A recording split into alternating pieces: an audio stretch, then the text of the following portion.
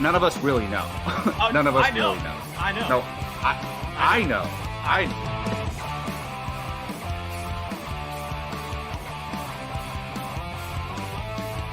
Perfect timing, Keith.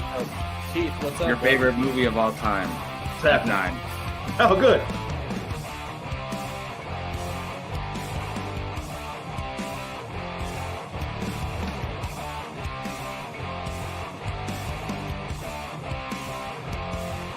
How is there any other choice than Remember the Titans being number one? I'm curious. I'm spoiling mine, but Well, let's see. Here we go. Yeah, that's a good, good I'm question, not even Brian. done talking. you shouldn't be talking at this point.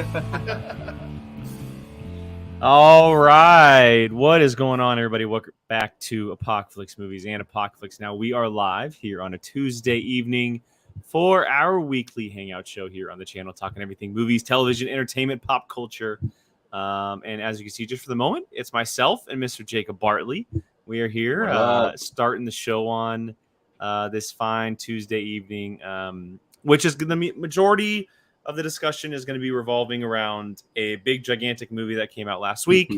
But we're going to be starting off here just quickly talking about, everything going on in the entertainment industry. There's a lot happening currently, and we're not going to dive into it too much. I will say this off the bat that we're going to be saving a large part of that conversation for probably a few weeks down the road. But we kind of just wanted to let everyone know, first of all, why we are going live and why we are doing shows, because other channels are out there not doing stuff, which is absolutely fair and up to them as far as choice. And second of all, and most importantly, that we are 1000% behind everything that is currently happening in the industry. It's a shape-shifting event that is happening in Hollywood right now and everything around it with WGA, with SAG, and it's changing every day. We know minimalist of things compared to what the majority of people do know out there, being such a smaller channel on a side of the world where we talk about movies, but we're not in the movie business. We're not in that side of things. But I can say on behalf of all of us, we've talked about it. We are 100% for everything that is being fought for, everything that the writers, the actors, the creators are striving for with what they are doing. We fully support them in any capacity if it ever landed in our hands. Jacob, I don't know if you have any quick thoughts on that before we kind of move along. Yeah, man. I mean, well said. And I wholeheartedly agree with what you said. I don't know too much about the situation, but from what I know, the actors, the writers, the talent, let's call them, they're not asking for too much.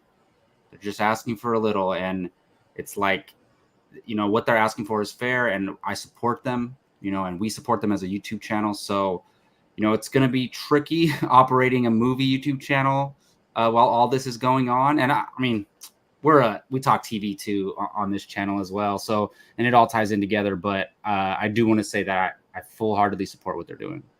Yeah. And just quickly, anybody wondering why we may be doing videos, other people have put videos out there saying whether they are or they're not, or the reasons. For us, this brought all of us together, first of all. Talking about movies and television and things going on in that business. Again, we're not in the movie business. We don't work. None of us have a job that's in the business. We all work regular jobs on a regular life. And this brought us together as a group to talk about things, to celebrate them. That's what this is all about for us. It's about celebrating what we are given, the experiences that we are given, not from the studios, from the directors and the writers and the actors and the choreographers and the VFX artists and everybody that works on these films. They allow us to experience these projects and these things through theaters or streaming, which is a heavy part of it these days, obviously. So that's a large part as to why we are keeping things going here. We're not live every day or dropping videos on a constant basis. We're live once a week. And we want to be able to talk about and celebrate those things that we are watching, that we are paying attention to, whether it be past, whether it be present or possibly future, because that will be here in the very near future things. And for example, like today, Mission Impossible, Dead Reckoning Part 1 was dropped before most of this happened. And we want to make sure that those creators and those people who work so incredibly hard on this movie are given the spotlight they deserve, because they deserve it. Not just when it comes to fair pay, which they deserve, but also shown the respect that, hey, we see what work you are doing. So that is mainly why we are here doing this. We could have easily said, no, we're not going to go live. We're not going to do that. And I respect everybody else who's doing that. But I also think that this allows us to be able to celebrate the things that we are watching and enjoying together, or maybe not so much enjoying it, and discussing films and television with each other as we do on a weekly basis. So hopefully that allows you guys to stick around with us as we do this. So and not lose too many people as we continue our discussions on a weekly basis. So look, Gio and Keith are going to be here at some point. They will jump in on our discussion as they trickle in. But Jacob, I say we just kind of we stop beating around the bush here, get into it, man, because we got a big, gigantic movie last week. Oh yeah, 7th installment of the Ethan Hunt saga with Tom Cruise. Mission 7. Impossible: Dead Reckoning Part 1 is officially available. It's out. We've seen it. We're going to talk about it. There's so much to get to. So much happened in this movie. It feels like forever ago that I saw it, because I saw it last Monday. So it's been over a week for me that I've been sitting with this, waiting to talk about this. But let's just start out with our initial thoughts here. Kind of quick reactions, theater, out of the style theater elevator pitch reaction here. What did you think of Mission Impossible: Dead Reckoning Part 1? It embodies everything a Hollywood blockbuster should be. And I mean that in the best way possible. I mean that, obviously when you think of that, you think of, good action, it's good spectacles. It has all that, but also has great dialogue, great characters, great interaction between the performers.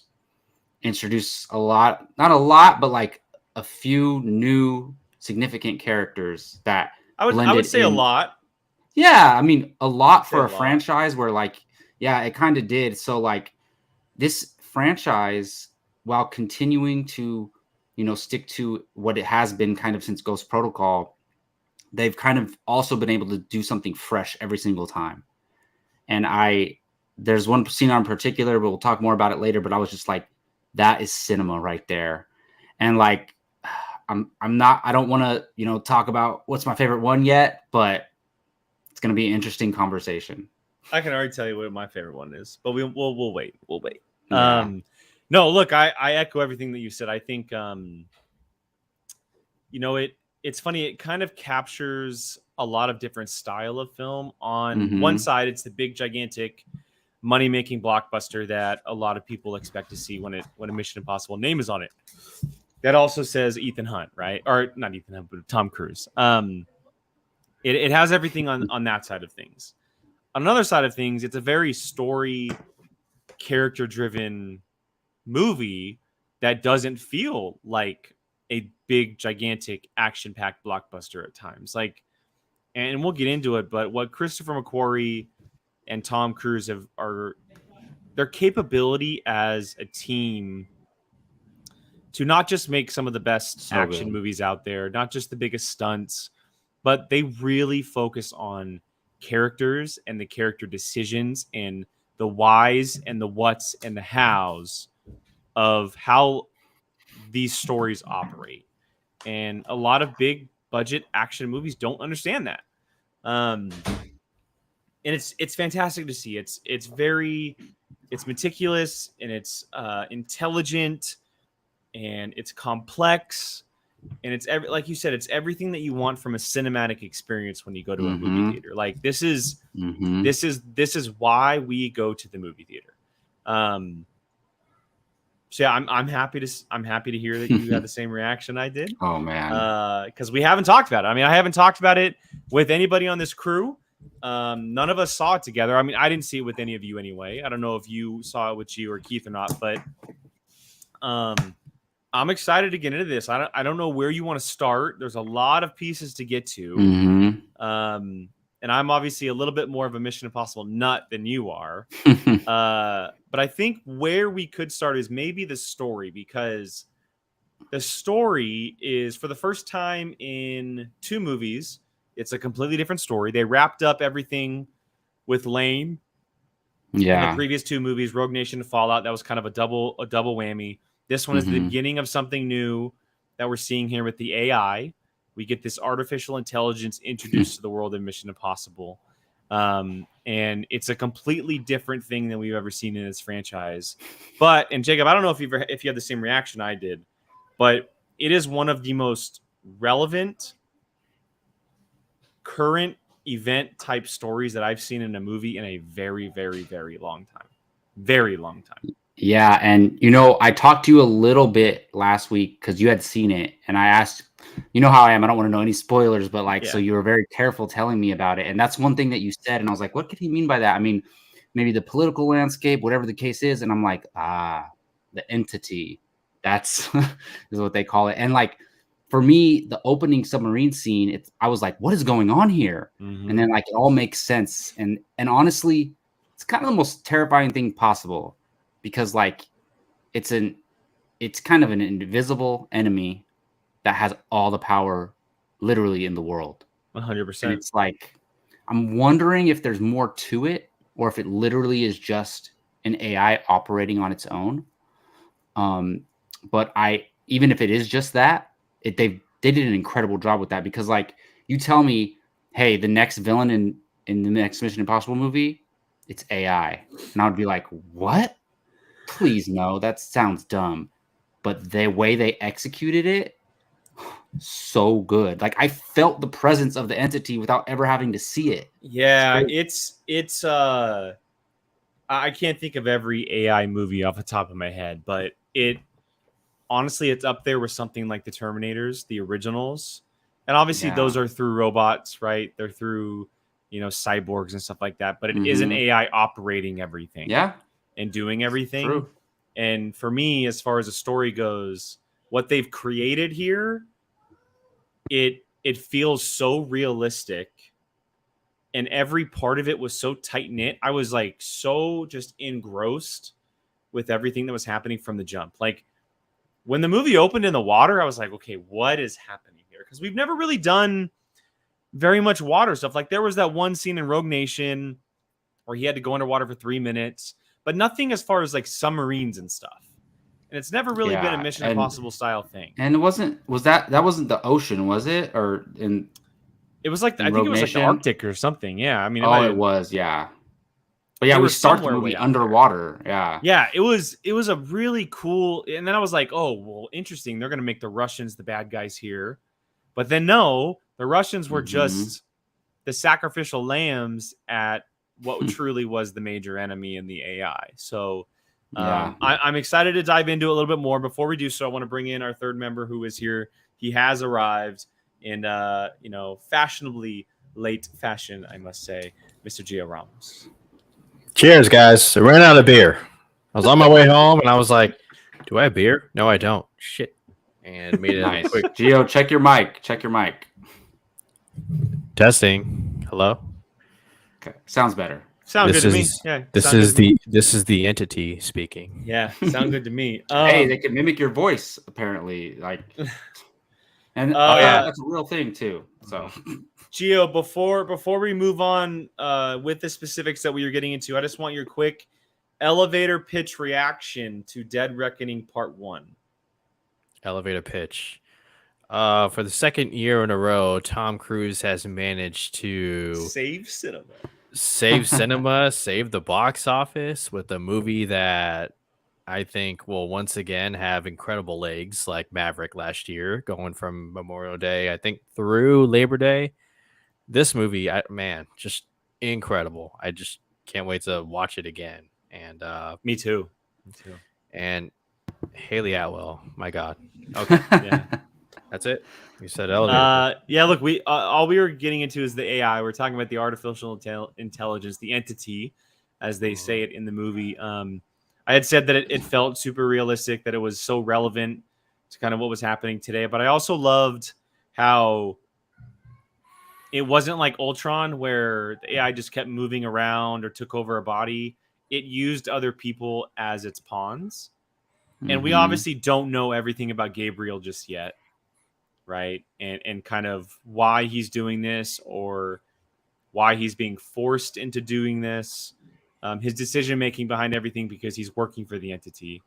But I love how everything was like, yes, the entity was the villain, but when it came down to it, it was still a Mission Impossible movie that they were going after Gabriel. They were never going after the entity. Like, the entity is calling the shots and making the plans, but at the end of the day, it's about going after Gabriel and the bad guys, not the artificial intelligence, which I thought was a very, very smart move to make. Because if you're going against a machine, it's like, okay, well, that doesn't, like, okay, the machine's driving cars and making decisions and stuff. Like, having a physical being there is super cool. And I love how they tied it back to his past. It wasn't just a random person. Like, it's someone that we have never met before, but that Ethan Hunt had experienced 30 plus years ago. So I was going to ask about that. So they never mentioned this guy or nothing that has been shown in the previous movies. This is just something that we never saw on screen. Something brand new. I like never seen in previous movies. And I don't know if you guys saw or not, but they actually, the original script opened with a 30-minute de-aged Tom Cruise scene a la Indiana Jones. Wow. And they decided to go against it. They decided to go against it, I think, because it just didn't fit with the flow of the rest of the movie. Yeah. And which I'm okay with. Like, I think at this moment, the way that it played out, I'm absolutely okay with, because we know that the second movie, part 2, is going to explore that a lot more with Gabriel and who that woman was and everything. But it was enough to make us understand, like, okay, Gabriel killed what I believe was Ethan's partner / girlfriend at the time. And they never saw each other ever again, because then thereafter, Ethan joined IMF and Gabriel was essentially a ghost on the map.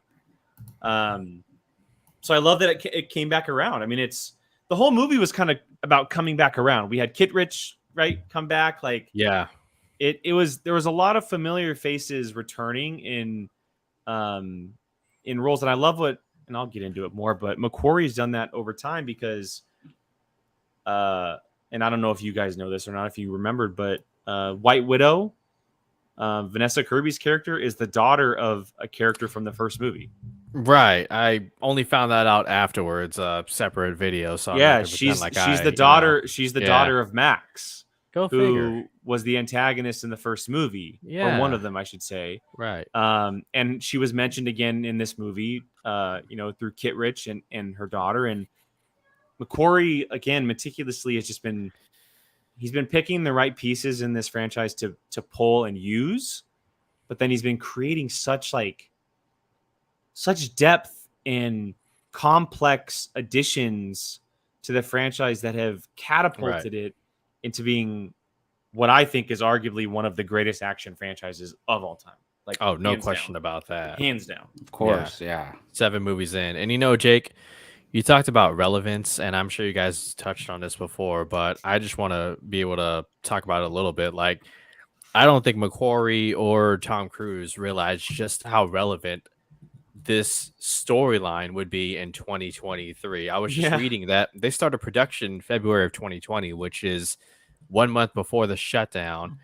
And the world has obviously been through a lot, that now we have, strikes going on because of the fear of what AI could do. And then you throw in just how much it has impacted our society so far, with Chat GPT. I mean, my God, like, it's scary just how quickly AI is accelerating, and it feels like nobody is, watching it. We just, it's really trippy, to think about. And at times, not the movie's fault, but it could take you out of the movie because you're just thinking about it in the back of your mind, like, this could actually really happen, like what we don't know about AI, what the military is keeping away from us. That's scary, so there's that too. But just the fact that Tom Cruise is 60 now, and 62, I think 62 or he's 63. 62, Oh my and goodness. he's just I can't believe he's continuing to push the boundaries as far as Yeah. stunts, and it's just crazy. You talked about a movie that we've seen AIs from. How about Eagle Eye with Shia LaBeouf and Michelle Monaghan, Ethan Hunt's wife. Yeah, Michelle Monaghan, that movie and how trippy that was, and just and to your point, Gabriel, yeah, you need that antagonist, because AI, if you go up against AI, you can only do so much, but then you have even more reason to root against this antagonist because of what he does to Elsa, like a beloved character. He has shot up my leaderboard as most hated antagonists of all time, because I did a full-blown Macquarie rewatch the day I saw Dead Reckoning. I watched both Rogue Nation and Fallout. I tweeted out how much I loved Elsa, and the fact that I think that she was the single best addition that the entire franchise ever made. From the very first movie until now, I think she is the greatest addition that they ever made to this franchise, and they do her dirty by making her die. And like, it felt off. I will say it felt off from the beginning. Like the very beginning, it felt like something was just weird was going on with Ilsa. And I'm not saying like I hated the decision making or any of that, but it was clearly being set up like from the get-go. When you look back at it all, it was just in your face the entire time. Like, yes, she's not making it. Like she's just not making it. And I hate that the entity made Ethan choose. He didn't make a choice, obviously, but it was basically telling him it's one or the other. It's the illusion. One is dying. Choice. Yeah, like it's not at the end of the day, it's not going to be your choice. But at the end of the day, there's only one that's going to be alive. Like one is only going to make it out of here. And obviously, when you look at it, they're not going to kill Haley Atwell the second they introduce her. Like it never felt like that was the case. But I would be lying if I wasn't like about to storm the screen when that sword fight was happening, and I was just like, "Oh my god, they're really about to do this!" Like they're really about to. I was getting Qui-Gon, Darth Maul vibes. Like, oh no, this isn't gonna. And he couldn't say goodbye. And we're like, Obi-Wan. We're watching from behind us, literally a screen, and we're just like you can't let him say goodbye. Like she's already dead when he gets there. Like she can't just be alive a little bit. Jacob, did it hit you just as much that death, or or did the fake out earlier kind of take away? I'm curious. So I think I mentioned that to you, Gio, or I was thinking it. It's like they played with her death in the beginning of the movie, right? Yeah, and so it kind of like took away from the impact of it. Because I'm like, wait, is she really dead again? Like I don't know. Like now I was suspicious, but I believe she's really dead now. At this point, I believe she's really dead. Because that girl's got too much going on with the Dune franchise anyway. Yeah, I was gonna say like Go ahead. Like she's hopefully she is locked up with a lot of other projects. I mean, Dune Part 2 is already in the can, so Silo season 2, the Dune Sisterhood series. She's got a lot going on.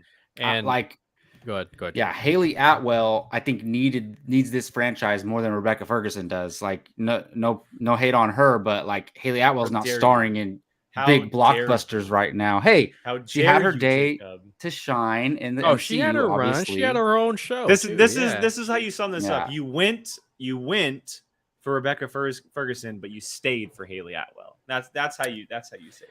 Yeah, and I like that she's also not a super badass that can beat anybody up. She's just a thief. Who's I don't know. Savvy. She all of a sudden was kicking ass on the train.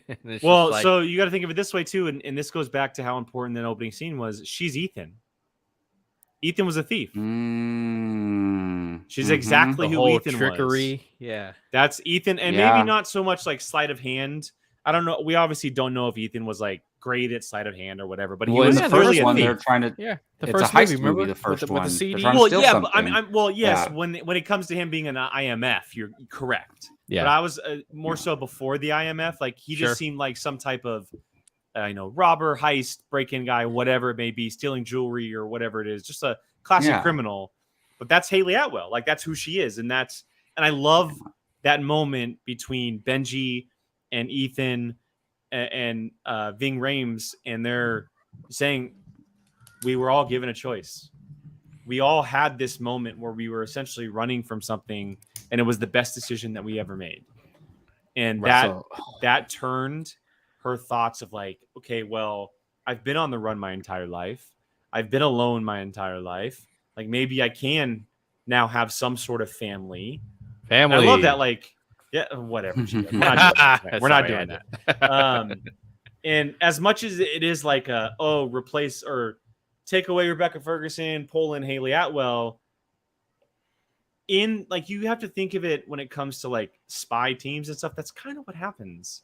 Like in movies, like they kind of just they move parts in and out like all the time. Yeah. And yes, it's been the same team for a little while, but Ghost Protocol was a different team. Mission Impossible 3 was a different team. Like, speaking of which, it just kind of rotates. And yeah, we had a great team for a little while, Rebecca Ferguson and everything. But was she ever really like truly a part of the team? No, not she really. She was never a part of it. She was only there to help because she had a relationship with Ethan. But it seems like Haley Atwell is going to actually become like a part of the IMF team, which is kind of cool.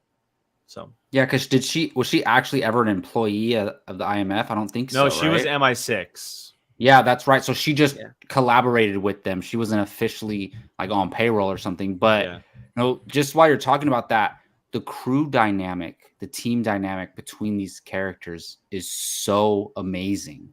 Like, between all of them, and it's like you could feel it on screen. And to me, when they're saying like Ving Rhames is saying like, "Hey, our lives don't matter when it comes to this mission. Like, all that matters is completing the mission." And I mean, they say it in the trailers, but I love when Ethan Hunt says, "I don't accept that." Like, and he means it.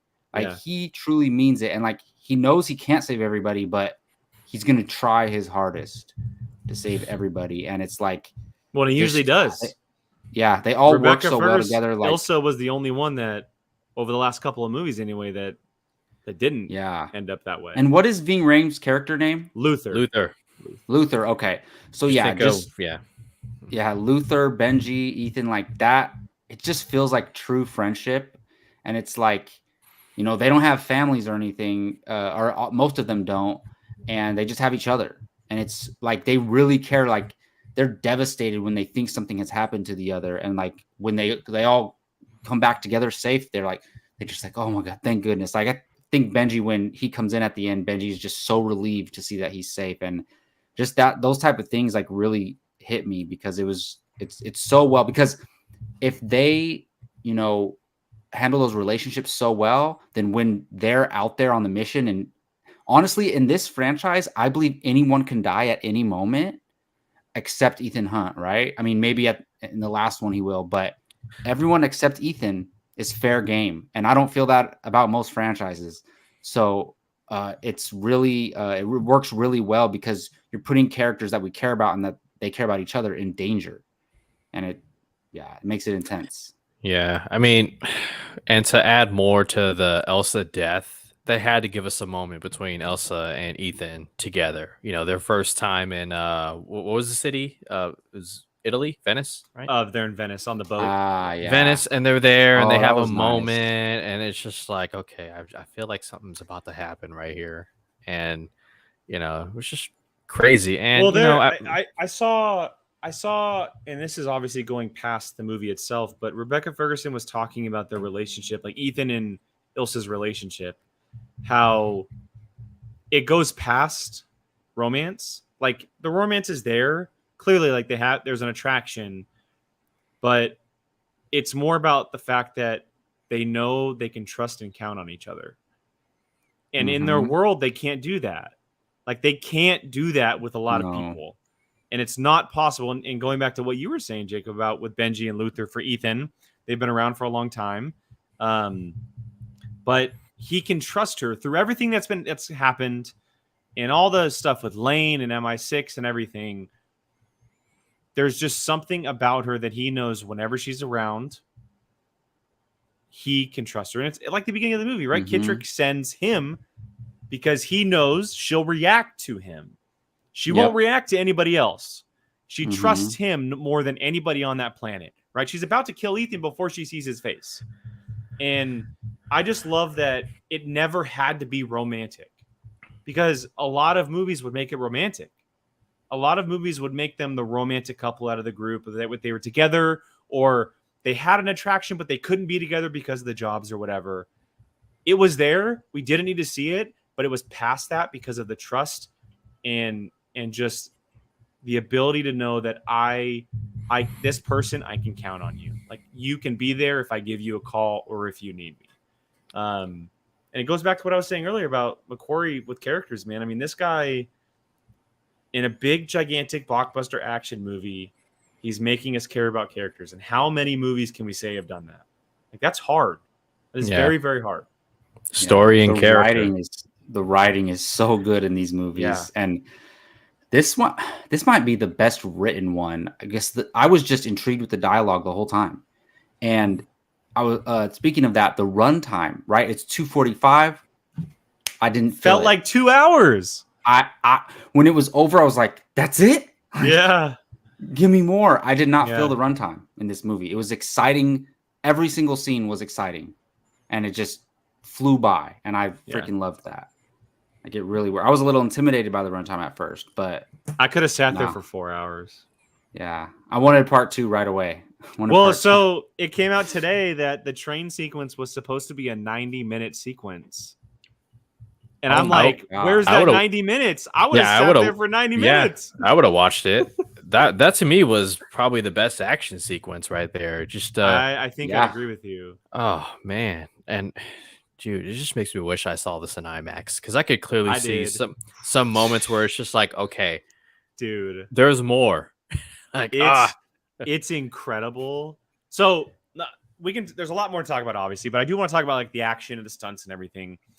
Before we get to the train sequence, I want to just mention the cliff jump, because that was the one that had been spotlighted the entire time, right? Like, from the very moment we saw it, it was spotlighted. I will say this, for as much as we saw it in trailers and footage, behind the scenes stuff, featurettes, all that stuff, I was still so enamored with the sequence because of the lead up and how it kind of wrapped up. Because what we don't see in the trailers and what we don't see in the behind the scenes footage is that there's footage of him pulling the parachute and then gliding down the cliff, which means someone jumped with him and was actually recording him as he's gliding down the cliff. Yeah. Which we don't see in the trailers. We don't see him up close shot of pulling the parachute or him in the air yelling at Benji, because he's literally yelling at Benji on the comms as he's cliff diving. He's always yelling at Benji, whether it's hanging off a plane, open the door. It's so great. But like, I just like, yes, they showed us the stunt, which was okay, because the train sequence was the one that really, that's the biggest of all of them. Yes, the stunt itself in real life is crazy, but the train sequence, as far as the movie goes, is the biggest part. Yeah. But I love that there's a big beginning and an even bigger ending to that sequence that we didn't see, that left us like, okay, yes, that was still satisfying. Yeah, they handled it very well. I love the build up to it, because they started planning the mission, right? And you're like, oh, like you knew it was coming. And I forget. Oh, Benji was leading him to the cliff, right? And Ethan didn't know where he was going. I love that sequence. He's like, where are you sending me, Benji? Yeah. And us as an audience, we knew what was coming, but Ethan didn't. And then Benji's like, just keep going, make a left. And that was so well done, because the anticipation built up and then he finally jumps off. And they could have easily shown him entering the train from his perspective. But the way they did it was so well done. Just him crashing in there. Yeah, and just knocks the dude out. Like, that was so unexpected and well done. Before we continue this, we got to bring in our fourth member of the evening. That way we can talk about this all together here. He has arrived, Mr. Keith Barnes. What's up, man? What's going on? What's up, buddy? Yo. Got home a little later than expected.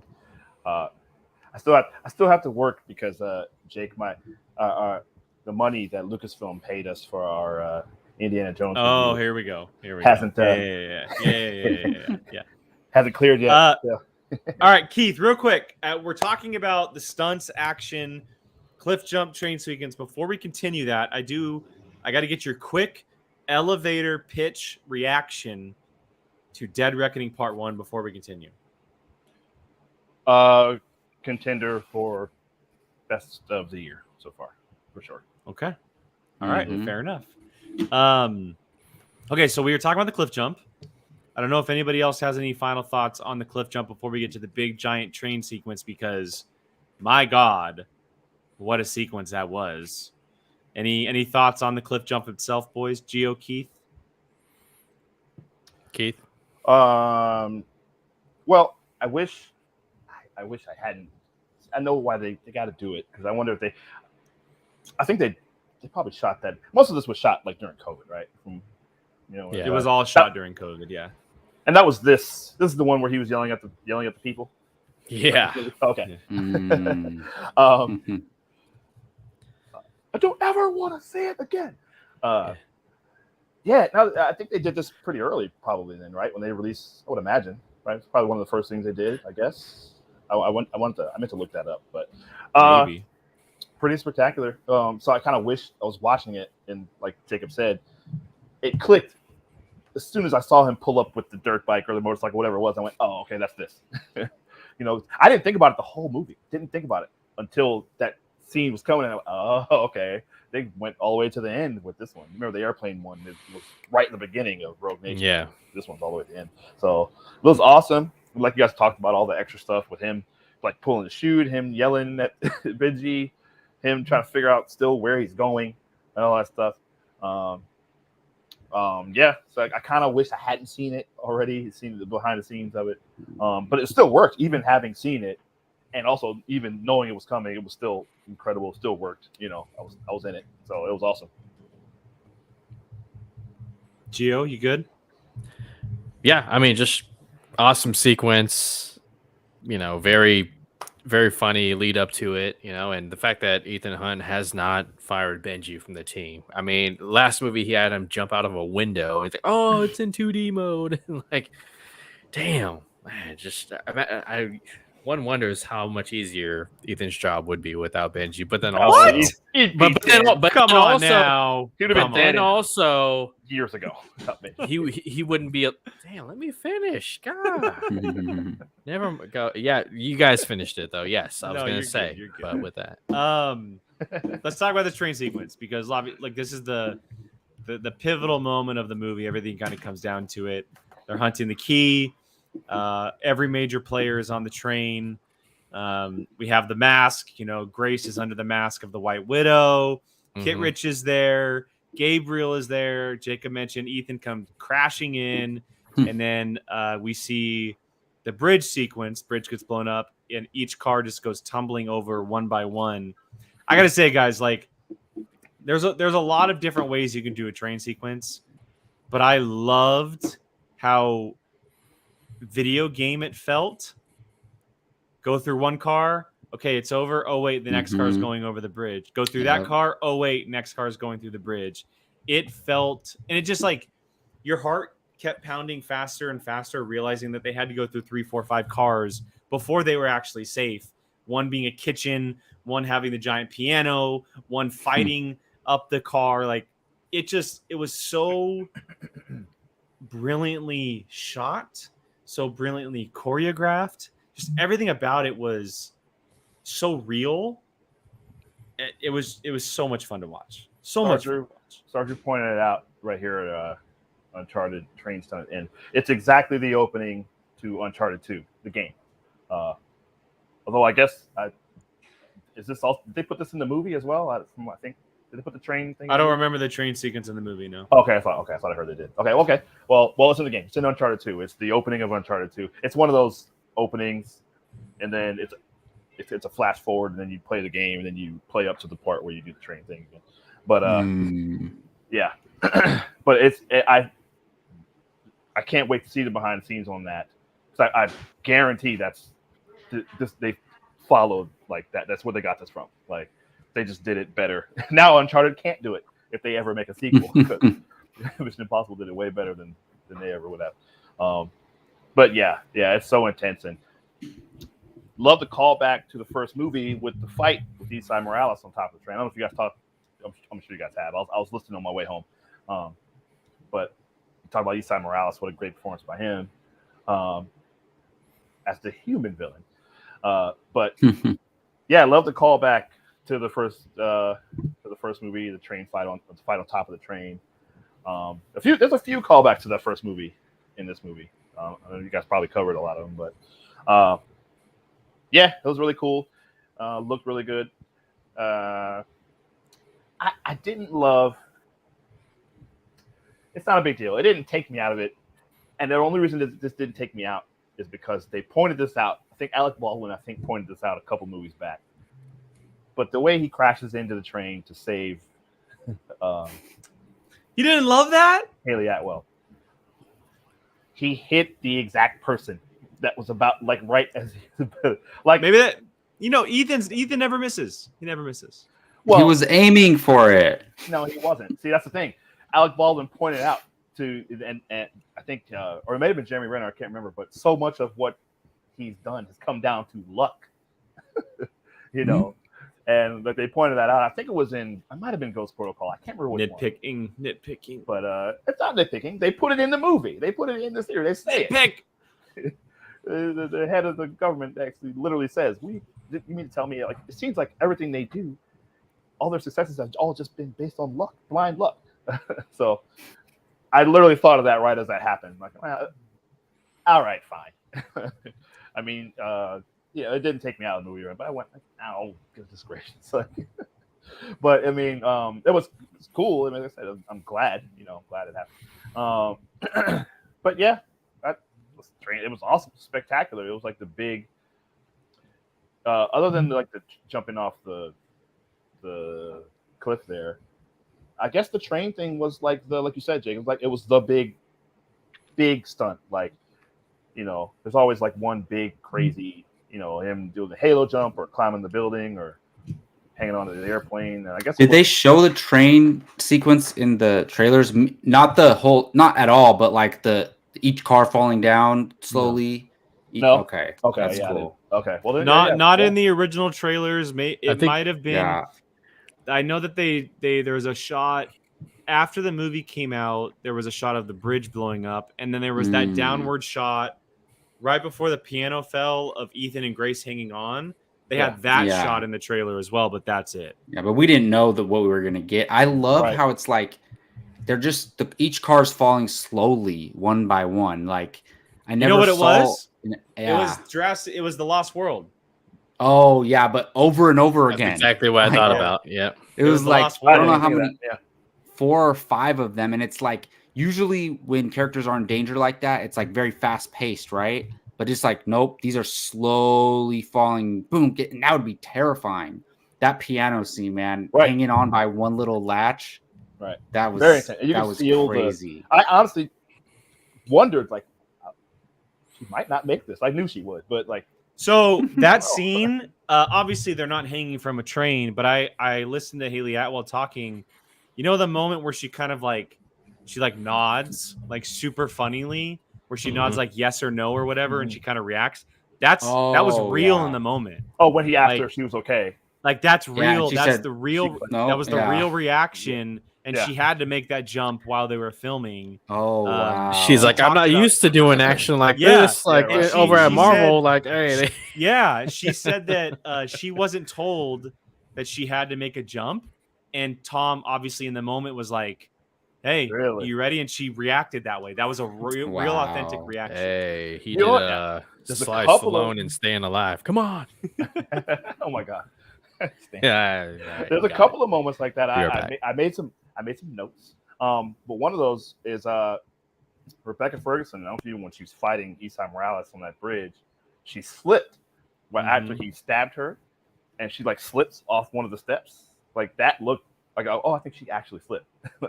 And then there's another one about with Rebecca Ferguson to jump back to the beginning. Apparently, she can't wink, and that's why she had that eye patch. Because when they had her. I was listening to an interview with her and had her look through the scope, and she can't do this and look through the scope. So they just figured out, you know what? This McQuarrie was let's just get an eye patch, cover her eye. Well, she couldn't close one eye. Let's put you in the desert and we'll put an eye patch over you so it makes it realistic. I like Yeah, it. it looked cool. Actually looked By really the cool. way, Cool look. I will say the one thing that I would have loved to have seen is going back to that opening sequence because we haven't talked about her. The beginning of the movie is all about this key, and Ilsa has this key, and I don't know how they would have made it work, but they talked about Kirich brought up how all of these missionaries and bounty hunters and everything are after this key, so they're after Ilsa. I would have loved to have seen them twist the story a little bit to make one of those opening bounty hunters Palm Clemente instead of just a random character. I think it would have been a really cool introduction rather than them just all dying in the beginning, because there was a blonde woman who was leading the mission of those missionaries, or not missionaries, but the mercenaries. Yeah. And I think it would have been really cool for one of them to be Palm, because then we met her later on. And although she was working for the AI, it probably wouldn't have worked that way. They would have had to twisted it. I do think it would have been really cool to see one of them get away and them see Ethan and Ilsa and like kind of twist the story that way. But that's it. Sure. Yeah, that would work.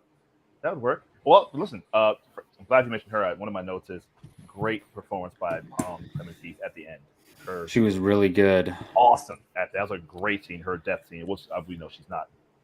She is what Ruby Rose tried to be in John Wick Chapter 2. That's much better. Yeah. No, you're exactly. That's great. She's just a better actress. Yeah. 100%. True. I've never been so happy to hear we got a pulse. Like usually in movies, I'm like, oh my god, really? But that one, I was like, same. So, okay, question then: do you think she's going to be a part of Ethan's team in the next movie? She joins the family. Yeah. If there was that franchise, she would, but no, I don't know. So I think it'll be more. She'll be more kind of like how Ilsa was, where like she helps them, but she's not officially a part of the team type thing. Because she's the only one outside of Gabriel where she knows where everything is. She knew about the submarine. Actually, she could become a person of interest. Like, need her focal point. She is the only person outside of Gabriel that knows everything about the entity. So that's why I asked. She's gonna help. I don't think she'll be like on the team like they brought in Haley Atwell. You know what I mean? Like they had. So we think it'll probably took her in, honestly, right? It'll be Ethan, Benji, Luther, and Grace. That's the four. And please. Well, because Macquarie, bring back Paula Patton as Agent Carter, please. I've been saying that for 10 years. She was great. Even for a glorified cameo. I know. Bring back Renner. Yeah, bring back Renner. I know. What happened with that? Well, not now because he's all. Well, he during Fallout he was shooting Hawkeye, which is what, or Endgame I think is what he was doing. So he couldn't do it. Well, I mean, Keith, he can still do it because he's a little bit behind the scenes now. He's back at the headquarters, and yeah, maybe just not out in the field. Maybe he can be in. He was in Rogue Nation, right? Yeah. He was in Ghost Protocol and Rogue Nation, and he was out in the field in Rogue Nation. Yeah. That chase sequence. Kind of. He was forced to be out in the field. Yeah. That I mean, enough to where he was wielding weapons and fighting people. Yeah. And Ghost Protocol, they put him in he did the hanging stunt. Remember in the car place? Yeah. Yep. Yeah. So I don't think he can do that now. Yeah, bring but Jake, Paula Patton. I completely agree, man. Bring. It's weird that they've carried over. I'm sure we've pointed out probably when we talk about Fallout, but like Paula Patton. What's her name from 3? Leah Sado. Maggie Q. Maggie Q. Yeah, Maggie Q. Yeah. You know what I mean? Like they keep kind of. Tandy Newton from the second one. I mean, it's like a different lady in this one, so it's cool that they carried over. They were trying, and I think that's why Macquarie kind of shifted gears. They were trying to be James Bond. Yeah, right. Every movie was different team, women, friends. But then Macquarie stepped in and said, "No, I'm going to use the best parts of what you have, but also add new things that I can give use them for an the next arc. couple of movies." Yeah. Well, and that's they Macquarie and Cruz both credit the MCU for serializing these movies, like carrying carrying over the villains and carrying over some of the team over the course of the, I think that's what has made them so good is like this core team carrying over into each movie. And it's like I talked about earlier, Keith, I was talking about the team dynamic and how like they make you care about these characters first, and then they put them in extremely dangerous situations. So having that carry over and not have to get to know all new characters every time, I think it really helps. Agree. Because even his bosses, like look, he had Anthony Hopkins, he had Lawrence Fishburne was his boss. Obviously Alec Baldwin, Tom Wilkinson was in. Were the agents Batman Begins, Falcone. Yeah. Were the two American officers or whatever they first were time we'd ever seen spies? Were they first timers? Okay. Shane Wiggum. But I hope we see him again because Shane Wiggum is awesome. He's great. I love him so much. I love the gag of like, here, let me get your face. Yeah, let me just make sure, dude. You got to check everyone's face in this world. Like you got to grab everyone by the. Like I'd be like every time I see someone, here, let me touch your face. Like was he in? One of my notes is I love masks. I was like every time I see the thing to bring out the briefcase with the mask thing. It never gets old. I love it. I love it. It never gets old. Mission Impossible 2 was too much. They did it too much with the mask. Well, that's why it's the weakest the of the bunch. Destroy the machine somehow. It seems like it, right? Yeah, like it's probably. Or do they overuse it, or does it not connect Wi-Fi? So that's an interesting Ghost Protocol. Like it's been broken before. Yeah, I don't. So. It's. I guess the question is, can the entity enter something without it being plugged in / connected to the internet? Jeez. That's the question that we have to ask ourselves because I doubt. Like I doubt that's connected to the internet. No. And then we saw their computers being, twisted. Obviously, right? The entity was acting as Benji.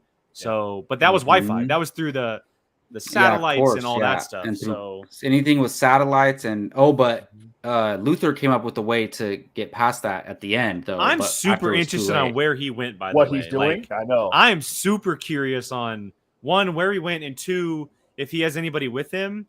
There's your chance to bring someone back if he goes somewhere, because he is in all the previous movies. Well, Benji was an office guy before that.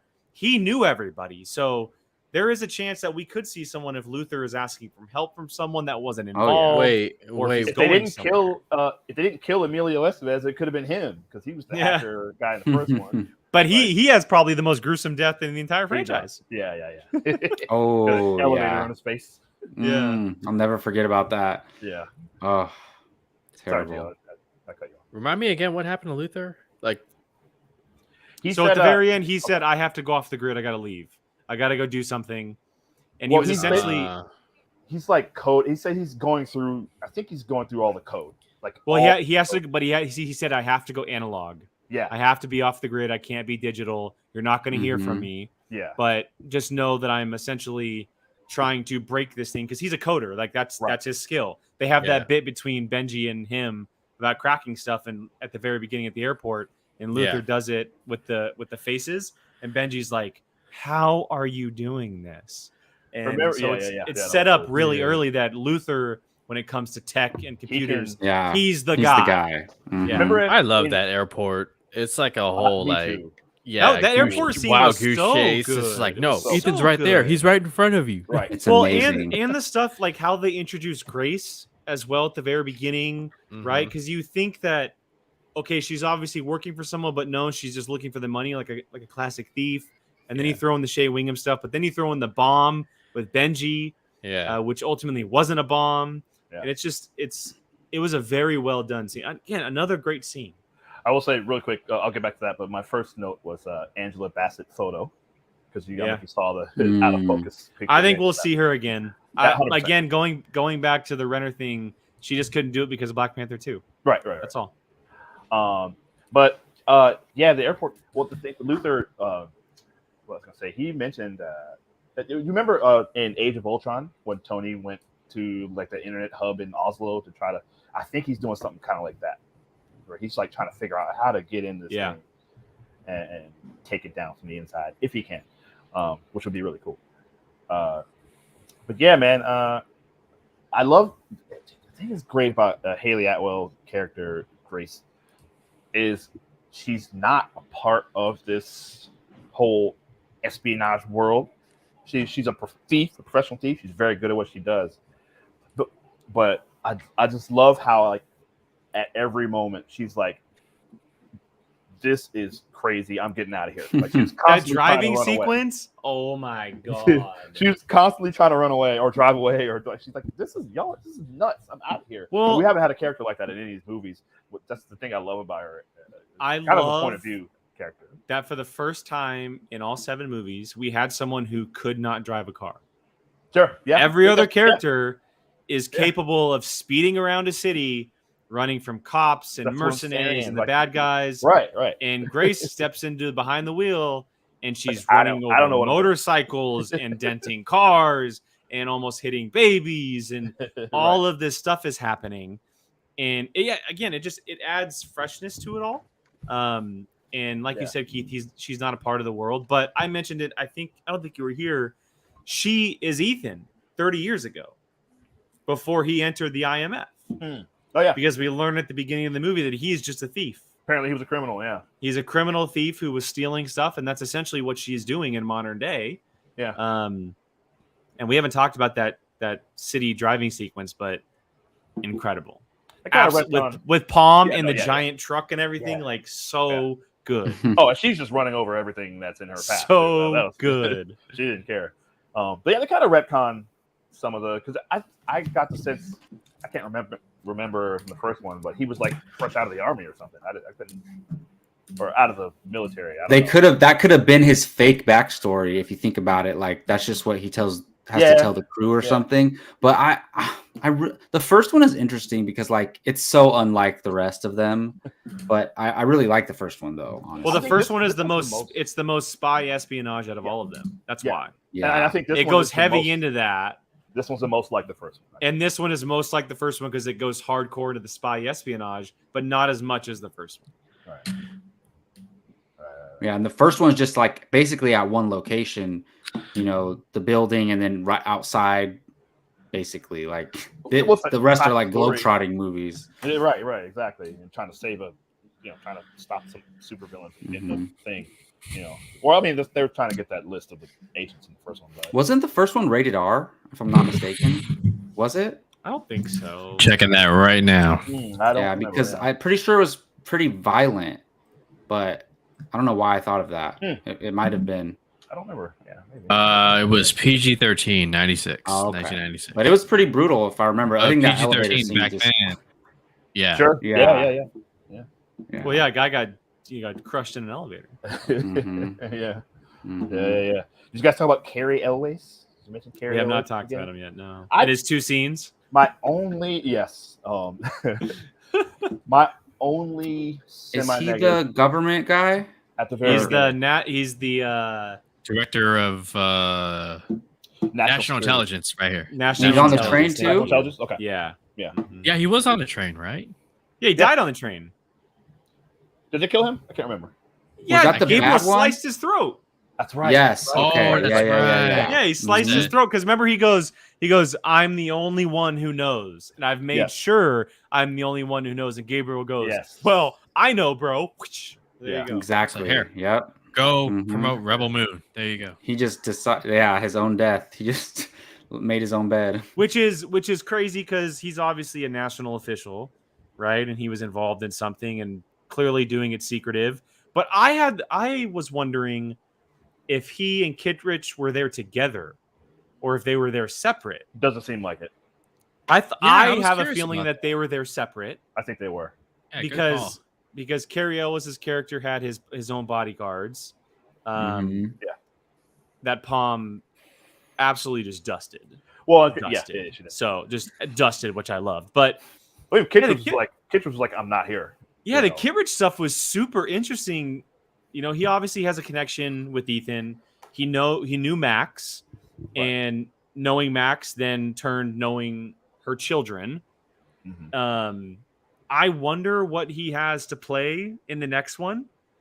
I don't know if his story is over or not. Ethan has the key, so where else does his story go? I don't know, but he's going to give Grace a choice. And we didn't hear what that was yet. Yeah, I think he's their connection to the government, somebody that Ethan kind of can trust. So, okay, I had a question for you guys because I had this outside the theater. I got the vibe from the opening office scene where we see all like the super high up important U.S. national intelligence people. First of talk all, about that scene real quick. Indina Varma clearly, I cannot believe they used her in just that small of a role. Yeah. But anyway, did you guys get the vibe that there's no actual leader of the IMF? Okay, Jake, that's incredible that you just asked the question. Like, why do I feel when we talked about Fallout, we had this exact same. Well, so no, in Fallout, it was Alec Baldwin. Like Alec Baldwin was. But here's the thing. Not cut you off. But I asked the question, and I asked you, where is the IMF in the chain of command? Like, where are they in the whatever you want to call it? I don't want to say hierarchy. Well, they're a secret organ. The Secretary of National Intelligence knows about. Well, they kind of answered that. In this one, they finally say they answer directly to the president. Yeah. Which they've never said in any other movies before. It's always been Angela Bassett or some liaison that they have to answer to. But they answer to the president. But I still think that there was always some type of like master of commander of the IMF. Like in the third one, it's Lawrence Fishburne, right? Yeah. In the first one, it's Anthony Hopkins. In Fallout, or at the end of Rogue Nation, in Fallout, it's Alec Baldwin. And now at the end of Fallout, it was never made clear whether Angela Bassett was taking over or if someone was going to step in because she was the head of CIA. I still get the vibe that she's still the head of CIA. Yes. I'm just curious if they ever actually appointed someone to the IMF or if Angela Bassett's character basically went to the president and said, "Hey, I trust this. I love this. These are your dogs. You call them for what you need." So I guess possible. Go ahead, Keith. I was going to say real quick because remember, Alec Baldwin was the head of CIA. He stepped down to run. Yeah, and he went to IMF. Yeah, and he said it was a step down. Remember, yes, it's a lateral move at best. So I think that Angela Bassett's character basically said, "Nope, no CIA, no FBI, no NSA. IMF is number one. President, here you go." Gio, go ahead. What are you about to say? Well, no, I was just reading here. I guess Angela Bassett was initially going to return, but the COVID-19 travel restrictions. I think she'll be in the next one. I think she'll be in the next one, which is why they put the picture in there. I think that's why they did that. Right. And, Jake, I was thinking about like the two separate parties and them knowing if they were, like, are they there together or not in the train? Didn't Shea Wiggum's character react a certain way when I forget which one was on the train? Oh, when he saw Kittredge. We saw Kittredge. It was Kittredge. Yeah, he's just like, "What are you doing?" Well, and Kittredge goes and he says, "I'm not here." Mm-hmm. Yeah. And I'm sure that made Shea Wiggum's character just go even more like, right? Maybe it's but not... he seems like such a straight arrow. Like, if I'm told something, like, he follows orders. He's fully and I think. He's Luke Hobbs in Fast 5. Although he's like what Jeremy Renner was in. Jeremy Renner. Yeah. Is okay. Backpedal. Didn't Kittredge say he's the head of CIA in the movie? I can't remember. Oh, I'm pretty sure he said he's the head of CIA. Maybe in Dead Reckoning. Gordon, help us. Which means that Angela Bassett would not be head of CIA. Well, maybe because we saw her picture out of frame. Maybe she took over the IMF. Well, then where is she? That's what but I'm is saying. the head of CIA out there on the field, like front lines like that? I don't know. Well, Angela Bassett was around in Fallout. She wasn't like physically there, but she was always around. The head of CIA, the person that's kind of sort of in charge of them is always in the offices trying to vouch for them and explain why they're doing what they're doing or so time maybe Angela Bassett, maybe the end of Fallout, like because it was never clearly said, but maybe she did take over the IMF. There has to be a commander in IMF, one person who oversees. It can't just be a bunch of agents around the world. The president calls and said, "Hey, I got the job for you." Like, is it not the entity? Maybe. The entity kind of. So, all right. What if the entity is the president? Oh, no, I'm just kidding. I'm not familiar with all the names, but the guy that Haley Atwell tells, like, I choose Kittredge, right? Yes. So he has to approve her joining IMF, right? So what does that mean? Well, so he was originally IMF. Yeah. In the first movie, he was a part of it all. Yeah. And that's why he and Ethan have such like this history with each other. Mhm. But I'm pretty sure in the movie he said he's head of CIA. I don't remember. But okay. Yeah.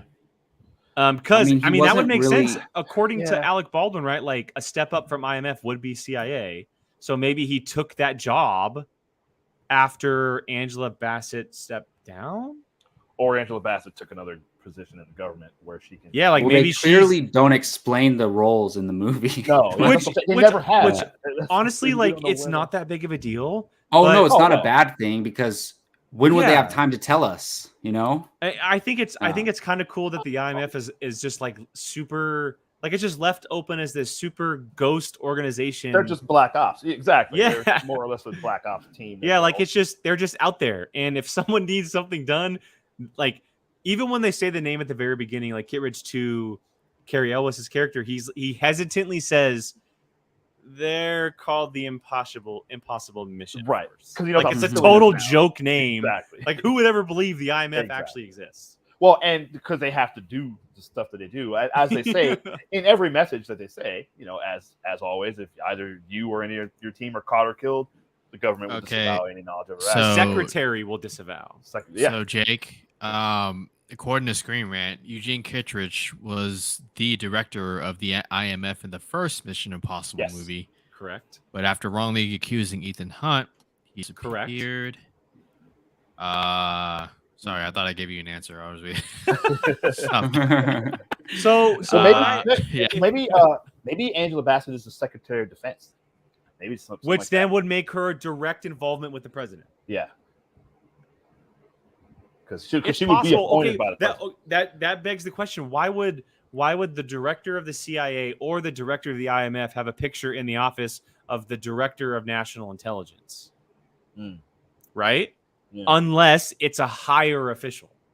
Because he was she the CIA answered, because she was on the director phone in in Fallout. Dead She was Reckoning. on the phone with the president the whole time. So he was the CIA director. He is the CIA director in See? Dead Reckoning Part 1. So okay, Oh, Keith. Kittredge? Wild theory. Wild theory. What if it's learned in Dead Reckoning Part 2 that she's actually the vice president? It's possible. Yeah. We don't see we don't even know who the president is, right? Like Because how would the never- president get that type of information mhm. But from that's why I something said- called see, the that's why I said- Impossible Mission Force? See, that's why I said Secretary of Defense. I think that. And who sends out those little briefcases with the mission? Like somebody by the way, does, right? I love the fact that those things are just incredible. I love them so much. I know. Like it was a pizza guy at the best. very beginning of the movie, Oh, but that's it's great. just I like it's that. a young IMF agent, right? Right. Going to Ethan Hunt. He doesn't realize who he's talking to, and then these things just smoke up and blow up. I love it. Mhm. I love it. I love it. I love it. Mhm. Yeah. And Remember then he's the- kind of coaching Kodak what to camera? do. Yeah, the Kodak camera was great. That was a good one. Yeah. I do have one of my notes here. Okay. Because to jump back to the train thing. Great performance by Vanessa Kirby as Haley Atwell as Vanessa Kirby. Yes. That was Mhm. spectacular. I was like, oh, she's a monster here. That was amazing. She was Because really in my mind, I'm thinking that's really Haley Atwell Right. in a mask, but That it's was not. great. It's Vanessa Kirby. Gal playing a gal disguised as another gal.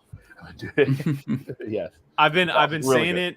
I know this is in Vanessa Kirby. I've liked her ever since we got introduced to her in The Crown. Fallout, and then we Uh-oh. saw her in Hobbs and Shaw, and I've seen her in a few other things. But I've been saying this for a while. She needs to be Sue Storm. She needs to be Sue Storm for the MCU. She Do a would be good job. perfect. Mm. I've been saying this for so long. She Okay. would be perfect. Not mad at that.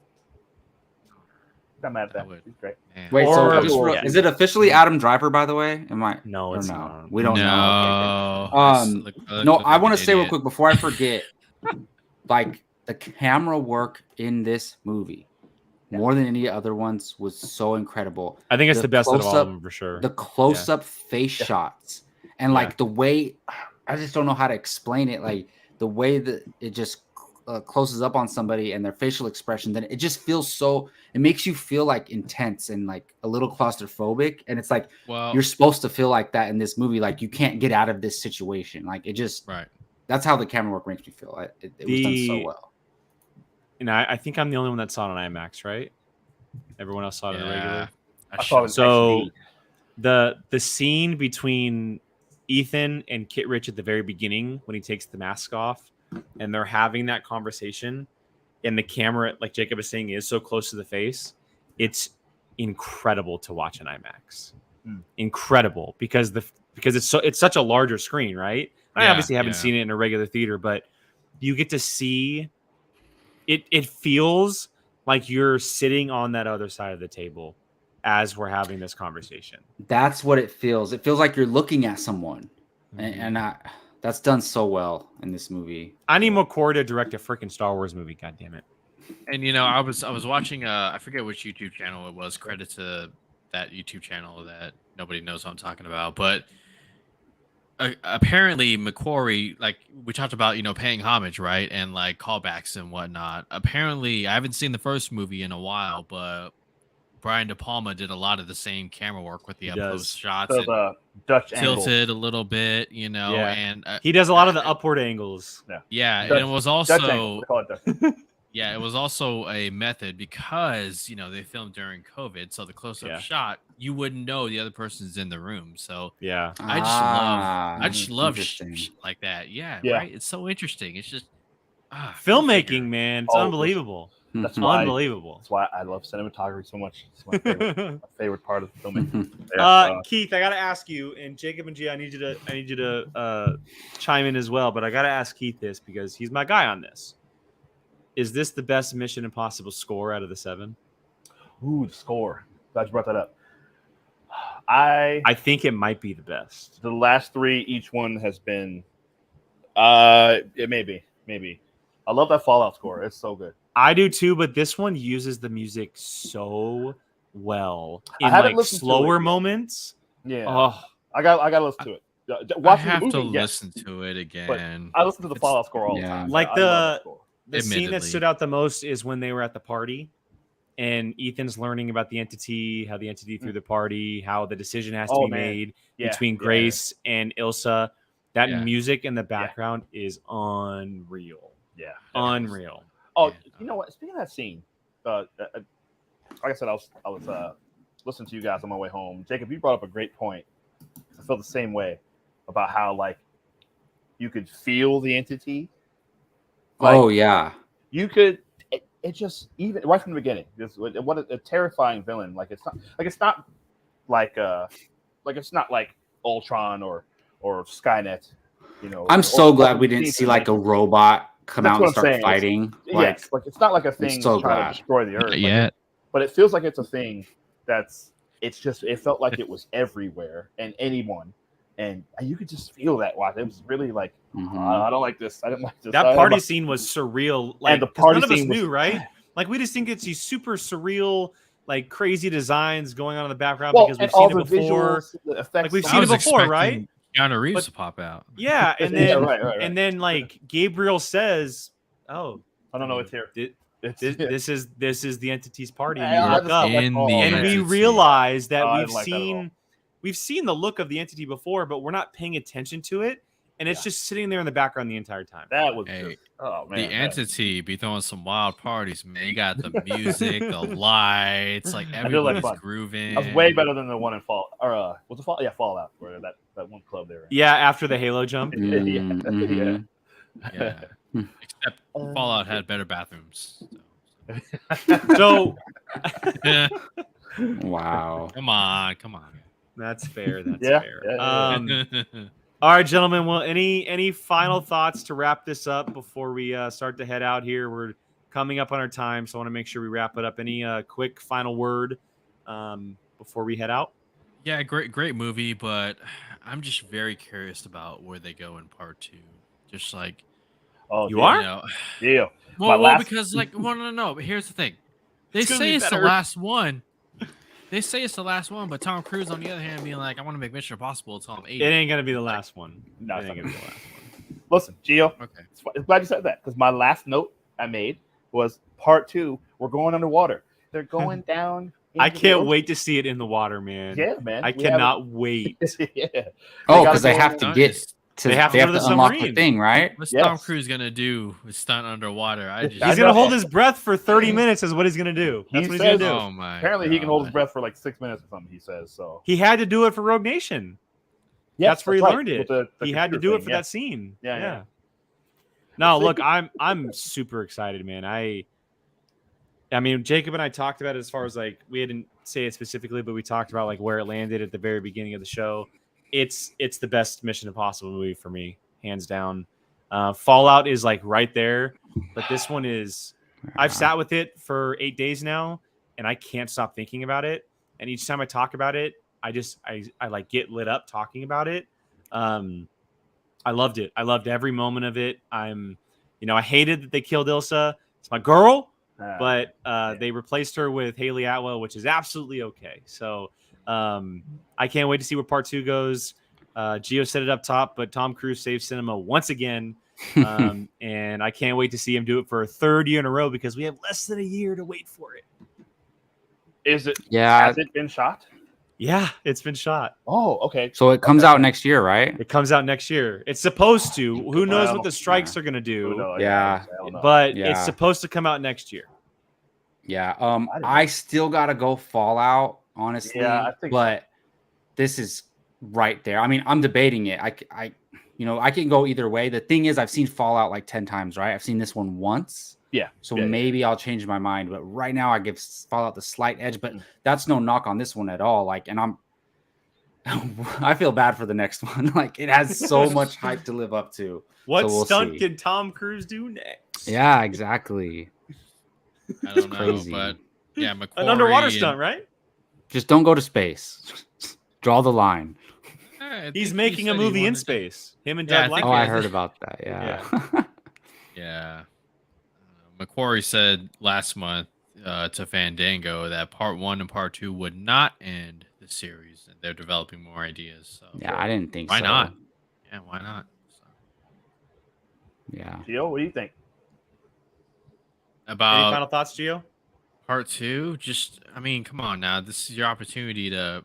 I'll say it again. Bring back Carter somehow. Just I need to see her again. I agree. In the movies. Is this your favorite one, Gio? Or you're a number 2 guy, right? You like Mission Impossible 2? Hey, Mission Impossible 2 I'm ain't just bad, man. That song that I sent you guys, or Jacob, I sent you, like, hey, that goes. I like his know. hair in that There's- one. There's something about the theatrical experience of Ghost Protocol. You know, That's- it's That's Just the probably my first- favorite. the first one in Some Brad 6 Bird, years, right? 7 years. Yeah, and just I mean the opening prison 20 breakout scene and 2011. Prison all breakout that. scene is iconic. It's Yes. iconic. Yeah, Yeah.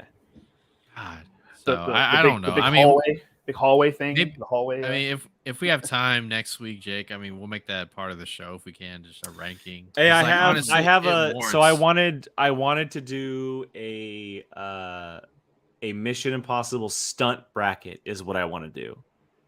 Include like action sequence / stunts in it, and we Yeah. do a full on bracket and Okay. and see where it lands. So, I for don't know if it'll example, happen the train scene would be in there, and then the bathroom well- Fallout would be on there. Like, as well as the for Halo example. jump and the cliff jump and the plane Ooh. and the Dubai That's- scene. Dubai. and- oh, that's the really original, clever. The original. yeah, the hanging- original one, like it would all be thing. in there. So I think down the line for sure, it won't happen next week because next week is Barbenheimer, but Yeah. Mhm. maybe the week after. So Yeah. Yeah. Yeah, that sounds interesting. Put a pin in that. Let's do that. Everybody watching, hold us to that. Let's remind us next week. We got that's a good idea. That sounds like fun. Keith, finish it out, man. Final thoughts. Yeah, listen. Everything from 3 on are so good. I don't know. 3 is very good. I don't have it above any of the ones after that. But yeah, Gio, I'm kind of with you. I think Ghost Protocol is probably my favorite. I think Fallout might be the best right now. Jacob, I'm kind of with you. Like, I need more time to sit with this one. I need to see it, 5, 6, 7, 9 more times, just like you've seen all the other ones. But you can't. It's no wrong answer. They're all you can't go wrong with any of those. Like anything from Ghost Protocol on, you can't go wrong. I mean, so yeah, like I said, you know how much I love Spider-Verse, but it's definitely contending for best of the year for me. I might be a coin flip. I don't know. going forward. It is the best of the year. Until Dune. Until Dune, you are right. Okay. 2 Rebecca Ferguson movies on back to back, baby. Man. Yeah, forgot about Dune. Yeah, you're right. Okay, well, we'll see. We'll see. Well, listen, hey, I'm glad we got this movie finally after all the delays and all the for various reasons, but and all the Tom Cruise yelling at people. I mean, it was totally worth it. Like I said, second year in a row, man. He's long-awaited sequels. It's a man that knows how this thing works. He knows how to do this. He knows how to give people what they want and make it good quality. Like, there's just not a lot of guys. Obviously, as a producer and an actor, like he knows what he's doing, man. It's Tom Cruise production now. It's like, right. Yeah, no, I noticed that too. Mm-hmm. So it's great. He's like as big as the franchise, or bigger. Yes. He's totally. Yeah. He's totally. It's him now. It's what I think Vin Diesel is trying to do with Fast franchise, but Tom Cruise is doing it way, way better. Those are fine. But this is great. Can't wait for part 2. I hope it comes next year. We'll talk more about that later. But yeah, man, loved it. Love it. All right, that's gonna wrap it up, everybody. Tuesday night, every Tuesday, right here, 7:00 Pacific. Apocaflix now. As we mentioned up top, we're gonna be continuing our conversation here because we love celebrating and discussing movies and talking about our experiences from these creators, writers, and actors. And the latest one was Mission Impossible: Dead Reckoning Part 1. That is our full spoiler breakdown of that movie. Next week will be everything Barbie and Oppenheimer. We'll be talking both movies. We will let you know if things change, if we're not able to see both movies or details on that. But for now, we will be talking about both Barbie and Oppenheimer. So expect us full spoiler breakdowns for both movies as those both come out in apocalyptic battle this weekend. So make sure you're checking out all of our other channels in the links below in the description. All of our social medias and other YouTube channels, they're all down there. We appreciate you guys, everyone watching live. We appreciate you all. Hope you guys are staying safe out there. Thank you so much again, and we will catch you guys next time. Bye, guys. Apocaflix.